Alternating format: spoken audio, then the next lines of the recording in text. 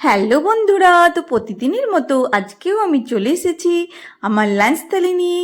তো আজকে মঙ্গলবারের লাঞ্চে আমার কি কি রয়েছে চলো সেটাই তোমাদের সাথে শেয়ার করি। তো মঙ্গলবারের লাঞ্চে রয়েছে আমার গরম গরম ভাতের সাথে কাগজি লেবু, কাঁচা লঙ্কা, আর রয়েছে নিম বেগুন, তার সাথে রয়েছে এঁচোড়ের বড়া।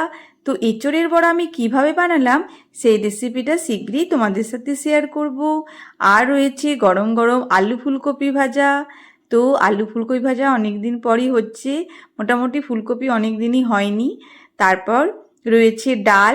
তো ডালটা আমি ছুকিও নি আর হলুদও দিইনি, তো এই মাঝে মাঝে এরকম ডাল খেতে খুব ভাল লাগে হলুদ ছাড়া।